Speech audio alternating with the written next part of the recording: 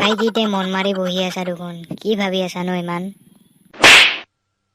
এই ঠিক্কাৰ জীৱনটোৰ কথা ভাবি আছো মই। কিনো হ'ল তোৰ জীৱনটো? কোনোবা ছোৱালীয়ে ঠকা চকা দিছে নেকি? হেনে হ'ব, হেনে আপিয়ে ঠকা দিলে কি মানে আৰু মন মাৰি বহি থাকে নেকি? এনেই মানে আৰু নাই আৰু মানুহৰ দুখ চুখ নাই, খালি আপি মানে আমাৰ বেলেগ টেনশন নাই আৰু বেলেগ টেনশন নাকি আমাৰ নাকি ঘন্টা উঠাব পাহা গেলা। তেনেহলে কচোন ক ভাই, কিনো ইমান টেনশনত তাতে মন মাৰি বহি আছিলি এতিয়া কচোন ক এইবাৰ।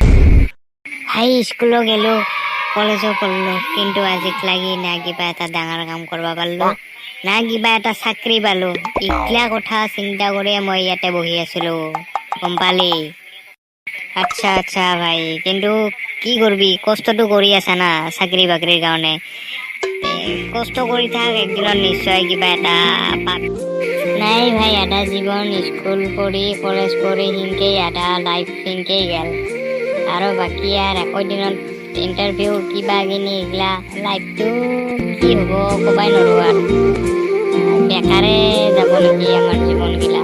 তাকে চিন্তা কৰি ইয়াতে বহি থাকো আৰ মন মাৰি। দুখ কৰি লাভ নাই, মানুহৰ জীৱন কিবা এটাতো কৰি খাবাই লাগব না ভাই। এতিয়া বহি থাকিলে ক'ত সমাধান হ'ল গোটেইখন জীৱনৰ। সেয়েতো ভাই, লগৰ কইটা চাকৰি পাল, লগৰ কইটা ঘৰ বনাব 2 দিন পিছত, এইগিলা চিন্তা কৰিলে অলপ দুখ লাগে আৰু মনটোত। বাকী আৰ কি কম, বাকী নাজনো আৰ জীৱনটোত কি হয় আগলৈ কি নহয়, কিন্তু আর জীয়াইতো থাকবাই লাগব নাকি ভাই? জীবন জিন্দাবাদ। ঠিকে কৈছা ভাই, জীবন জিন্দাবাদ।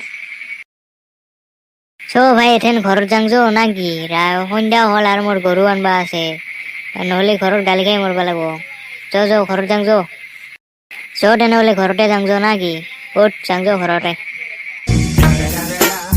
It's the motherfucking Eagle Double G. Snoop Dogg.